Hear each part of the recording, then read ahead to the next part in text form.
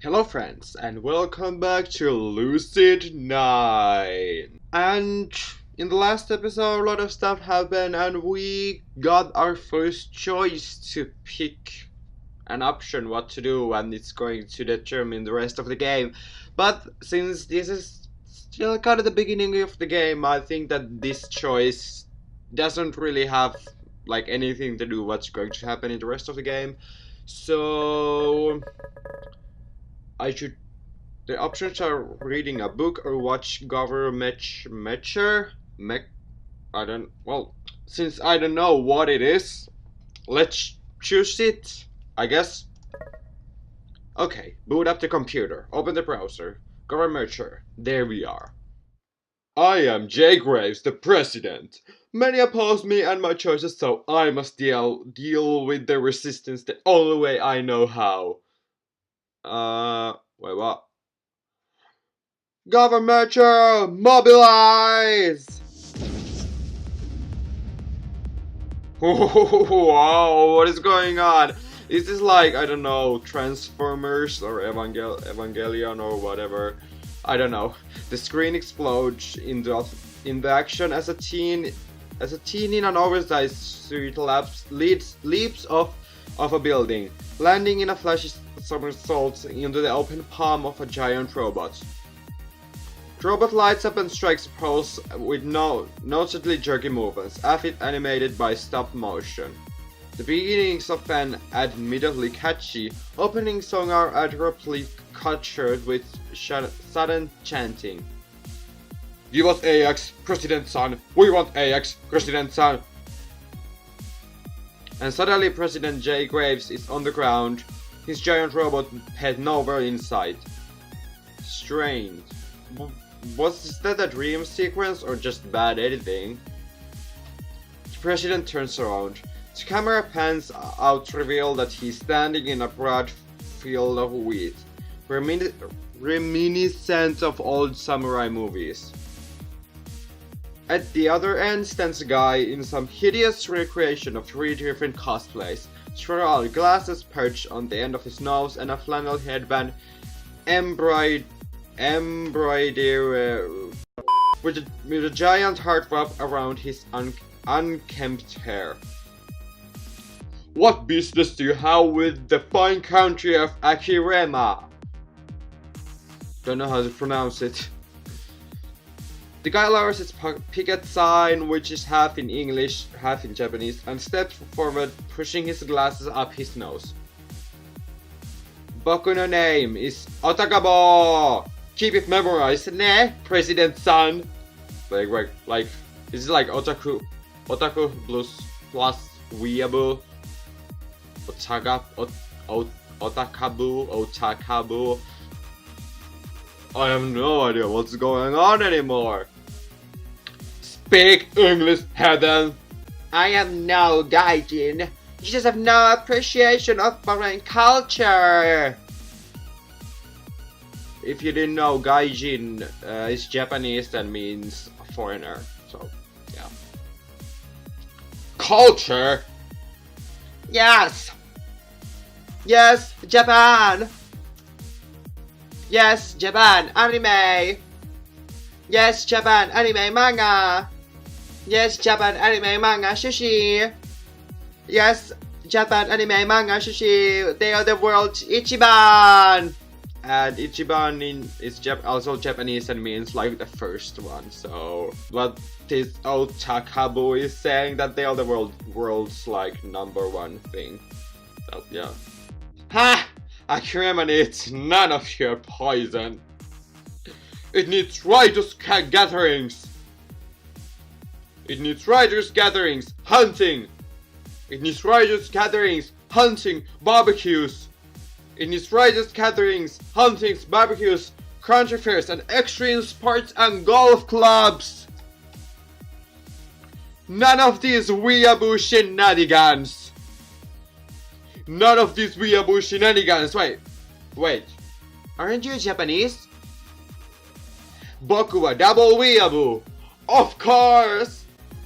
I don't know, the voices are going all over the place. Boku a double weeaboo, of course, a weeaboo of American culture who are weeaboos of Japanese culture. Why, that's genius. Otakabu thrusts his picket sign up to the sky. Of course it is, our glorious Nippon is genius, land of the rising sun.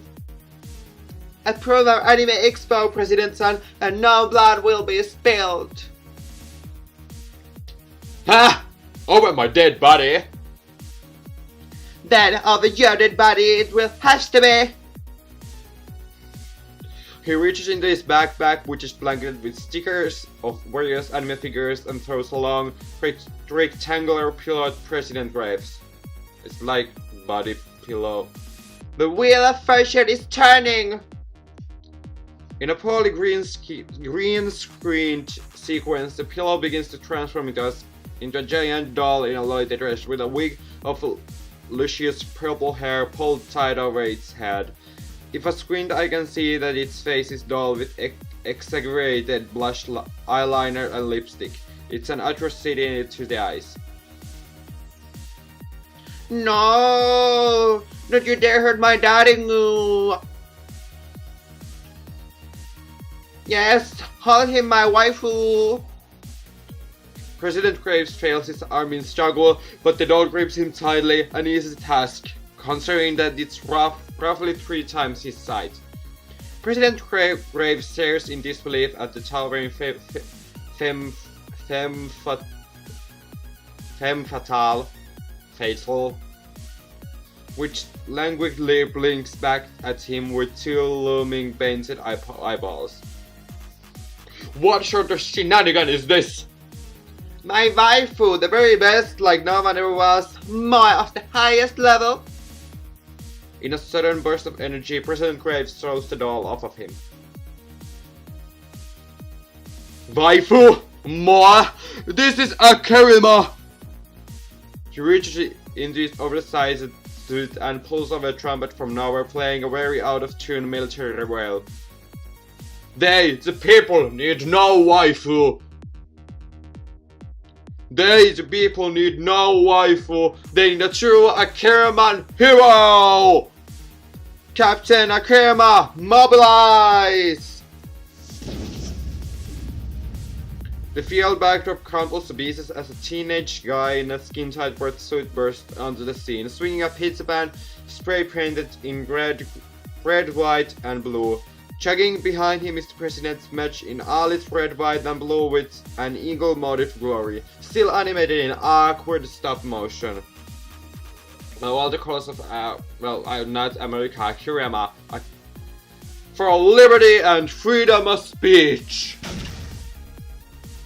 He leaps into President Graves' mech. Wow, why isn't the president using it himself? And promptly pulverizes the waifu into the ground. Then he suddenly stops, one fist of the mech still rise high in the air. Wait, if ACIREMA has a freedom of speech, shouldn't Otakabu be able to hold an anime convent? What boy are you thinking? Public school should have whipped you by now! Oh, right. With a casual shrug, the mech hoists Otakabu over its head, spins him around a handful of times and hurls him upward. Otakabu is blasting off again!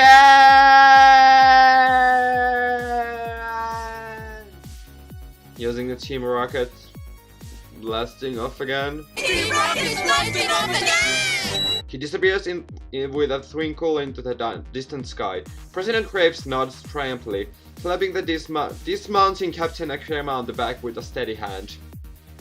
Good night, ACIREMA. May you sleep in peace. His phone gives a gentle trill as the credits begin to roll. Hello? Hey girlfriend, you need to like totally get over here. There's like this big meeting and like all the people want you. Thank you, assistant. Farewell. Bye bye.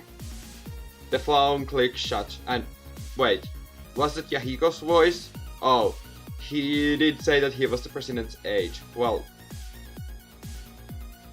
okay, well, never mind. I'm never gonna let him live this down. Well, it's time to study. It's everyone's favorite time, study time. I dig through my backpack and crack open a few books. This year will probably be really intense, with the entrance exams coming up and all. Might as well do a little walk. It will be more of a pain to deal with nagging teachers than the work itself. That is a good point. After engrossing myself for some time, I check the clock. It's 11. Good enough. Maybe I should just apologize to Roy tomorrow. Indulge myself in our friendship. Let everything go back to normal. Selfish of me, again. But maybe this time I should just be selfish. Dot, dot, dot. Dot, dot, dot, dot, dot, dot. What was that? What was that? Oh my god. Oh my god. Dot, dot, dot, question mark. Why is it so bright outside? I mean, I wish. In Finland, it's starting to get winter and everything is turning. Now it's dark all the time. I don't like it. What? Why is it already 8:30? I leap to my feet, scrambling to pull my clothes on and tear out the door. It's kind of a weird thing. I'm not even a good student. In fact, I'm pretty much every teacher's nightmare. Being in a rush to get to school isn't like me. Maybe it's because there's a difference between choosing to ditch and ditching by accident. One is your conscious decision and the other is not. I actually didn't go to school today, so... Game, are you on to me? Actually, kids, go to school. Be a good student and be a good student and go to school and study so you can get that, I don't know, success in life. Highly descriptive, I know. I'm told that my essays are a joy to read. Was it sarcasm? By the time I actually enter the classroom, it's already 8:42 a.m. The teacher glances at me from his peri, but surprisingly enough, he doesn't try to humiliate me. In fact, he doesn't make a single comment. It's as if I wasn't late at all. Elizabeth! Elizabeth, it's been so long! Elizabeth, on the other hand, is wearing a permanent glare as I sleep into my seat. She keeps her mouth shut, but her face radiates with disapproval. Yahiko nudges my foot and gestures frantically. Dude! His voice beats out in a hurried whisper. I leaned over to hear what he has to say. What? Or should I do the annoying voice I did for the assistant for the... Like, out the days to be late, you had to choose today. Like, what are you doing? Wait, was there a pop quiz?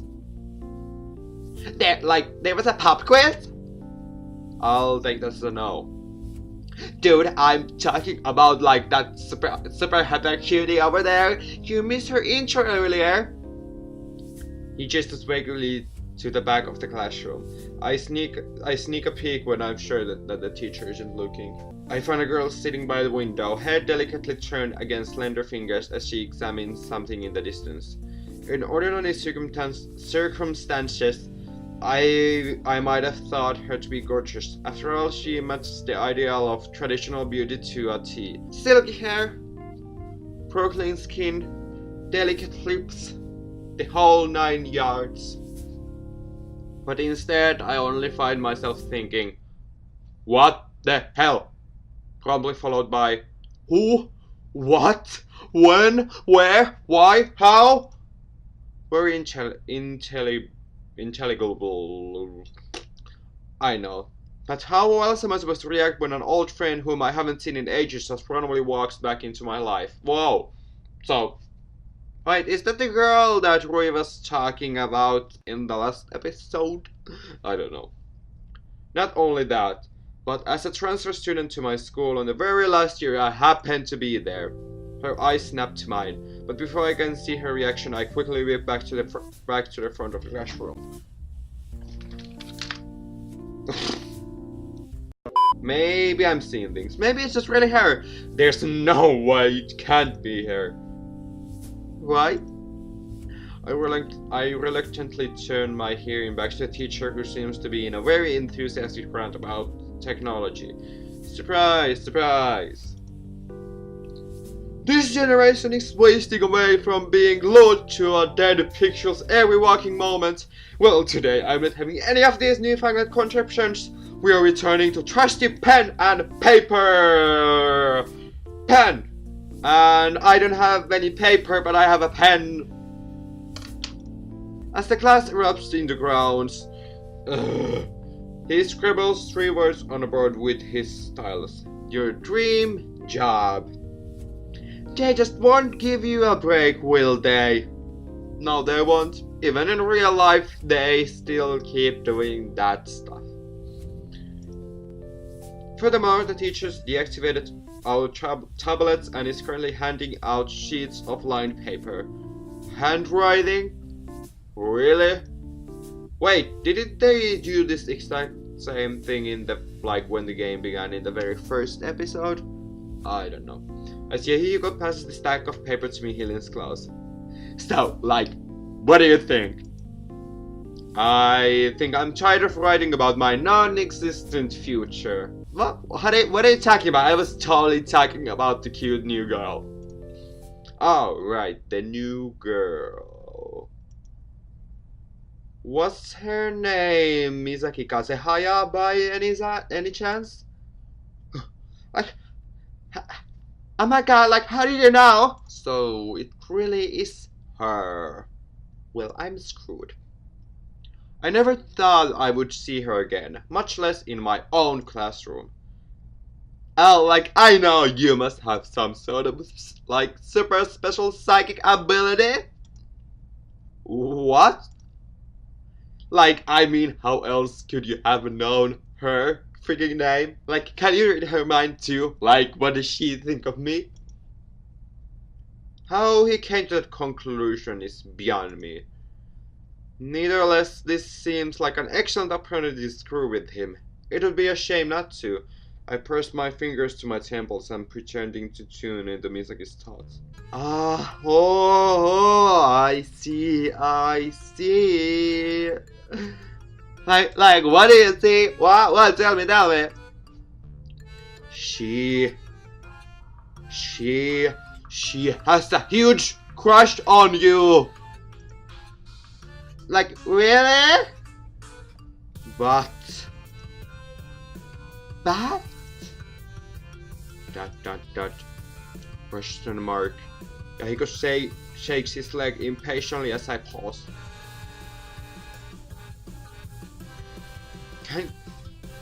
Can you stop thinking for a second? I keep getting interference.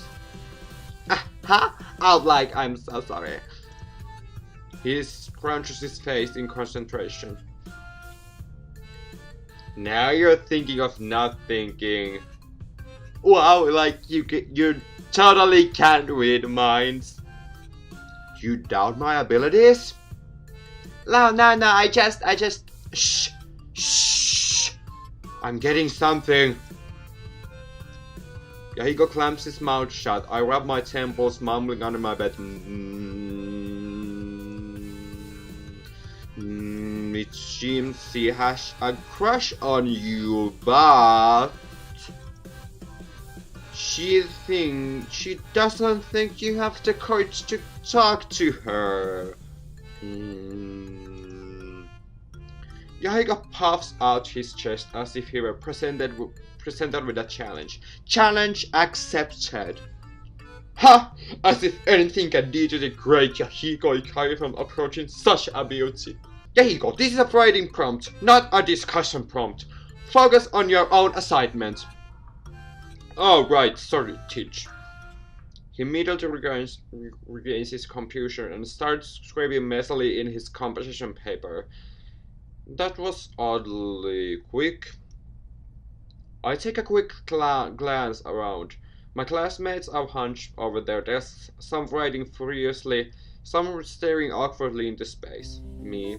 Oh god.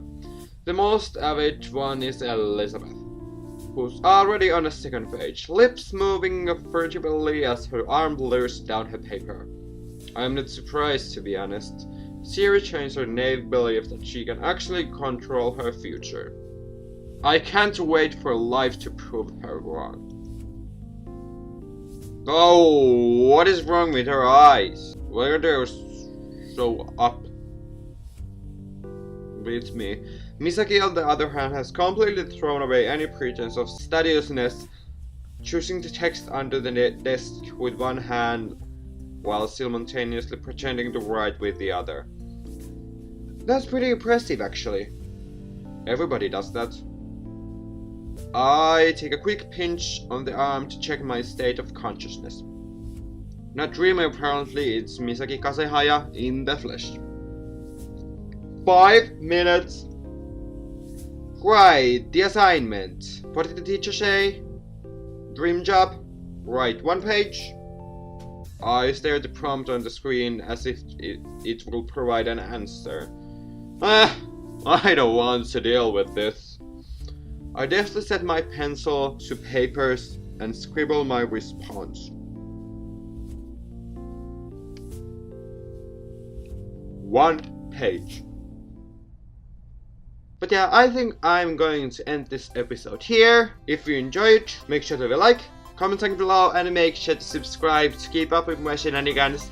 I'll see you in the next one. Have some love. Bye bye.